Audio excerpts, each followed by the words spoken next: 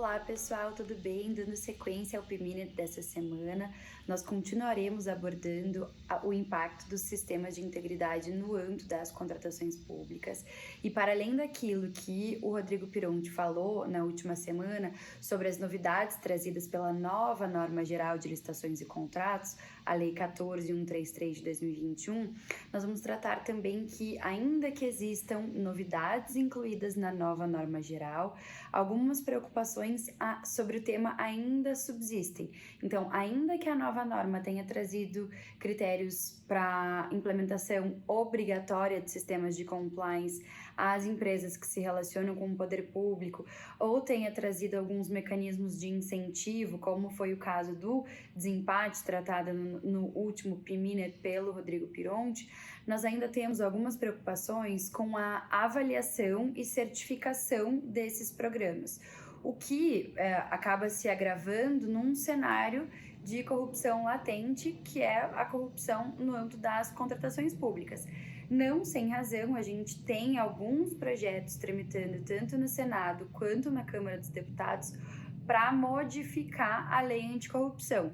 Dois desses projetos são o 7149 de 2017 e o 1518 de 2020, que vão tentar trazer para dentro da lei anticorrupção alguns critérios obrigatórios, ou seja, para exigir a implementação de sistemas de integridade para todas as empresas que contratem com o poder público, além de trazer também alguns parâmetros para avaliação desses sistemas de integridade e também dizer quem vai ou de quem é dever fazer essa avaliação ou comprovar ou certificar até mesmo esses sistemas de integridade. Então, o primeiro projeto de lei que eu comentei com vocês, que é justamente o 7149 de 2017, é o projeto de lei responsável por incluir tanto o artigo 4A quanto o artigo 4B na Lei Anticorrupção Empresarial, Lei 12.846 de 2013.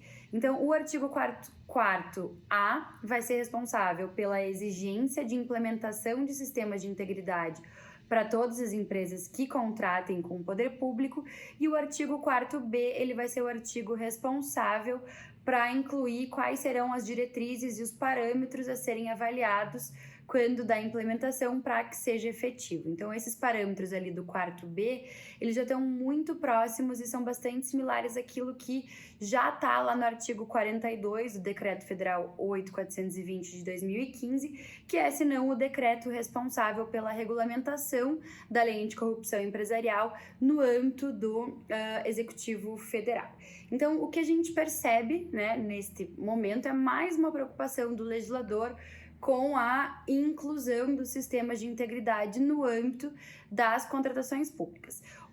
E esse projeto de lei, então, ele é um projeto de lei bastante adequado, né, e bastante que deve ser aceito, justamente porque tem esse viés de busca pelo combate à corrupção no âmbito das contratações públicas. O problema, a meu ver, está no projeto de lei número 1518 de 2020, que possuía outro número quando estava tramitando no Senado, já foi aprovado no Senado, agora veio para a Câmara, e que justamente vai fazer uma nova previsão lá no artigo 7º, inciso 8º, então vai trazer o artigo 7º, inciso 8º para a Lei Anticorrupção, assim como vai trazer o parágrafo 2º também nesse mesmo artigo. E qual que seria a ideia, então, do inciso 8º do artigo 7º? É justamente dizer que os programas de integridade, eles vão ser certificados por gestor devidamente preparado para a função. Qual é o problema até aqui? Nenhum. Eu entendo que é muito importante que a gente tenha dentro da nossa legislação artigos e disciplinas que digam quem deve avaliar ou quem deve certificar, quem deve comprovar os sistemas de integridade, especialmente aqueles que são ou passarão a ser exigidos de empresas que contratam com o poder público, sobretudo porque a gente sabe da realidade da corrupção endêmica no âmbito das contratações públicas. O problema está no parágrafo 2º desse mesmo artigo, que visa ser incluído na Lei Anticorrupção Empresarial, que diz quais são as funções deste gestor que vai ser responsável pela certificação dos programas. E qual justamente é o problema? Porque diz que uma das funções deste gestor é que ele seja o responsável pela implementação dos programas de integridade, assim como da guarda de eventuais documentos que sejam utilizados para comprovação e que seja o responsável também pela revisão periódica desses programas de integridade. Ora, quem é essa pessoa? Essa pessoa é justamente o Compliance Officer. Agora, será que não haveria certo conflito de interesse entre o Compliance Officer ser o responsável pela implementação de um sistema de integridade e, da mesma forma, a sua certificação? Será que a gente não estaria diante de meros programas de integridade para inglês ver? Né? Será que a gente não teria apenas um simples check the box só para dizer, eu tenho aqui as necessidades? Ou será que o Compliance Officer se sentiria confortável sabendo das suas funções, das suas atribuições?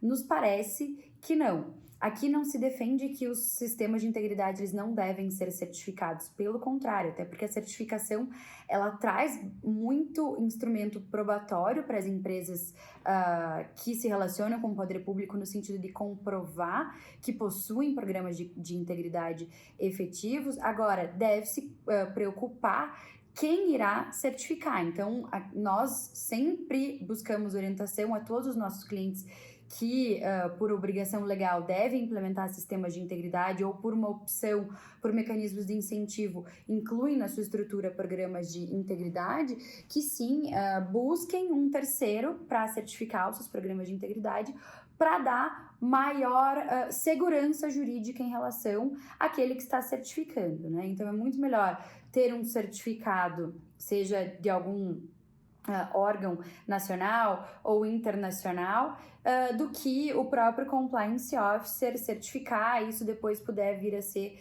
questionado pelos órgãos de controle em razão, sim, desses conflitos de interesse. Então, a ideia aqui era conversar com vocês sobre esse tema e sobre essas preocupações que ainda existem no âmbito da implementação do compliance nas contratações públicas, especialmente porque ainda estamos num limbo em relação à exigência e a obrigação dessa exigência e quem lá ao final será o responsável pela avaliação e certificação. Então a nossa preocupação é sempre muito voltada para a garantia de que se a avaliação for ser colocada ao gestor que tenha conhecimento de sistemas de integridade, que não seja, né, o próprio Compliance Officer, que a administração pública capacite os seus gestores, né, aqueles responsáveis pela avaliação, que não deixe esta função a cargo de gestor ou fiscal do contrato, ou seja, implique-se um dever de capacitação daqueles que serão responsáveis e sempre buscando a adoção de critérios objetivos nesta análise. Caso vocês tenham ficado com alguma dúvida, queiram nos contatar diretamente aqui no escritório, nós estamos à disposição de vocês, ou podem deixar comentários no Instagram, nas demais redes sociais, aqui no canal do YouTube, por e-mail. Nós estamos sempre à disposição para informá-los de todas as novidades relacionadas ao compliance, especialmente ao compliance no âmbito das contratações públicas. Até mais, um abraço, pessoal!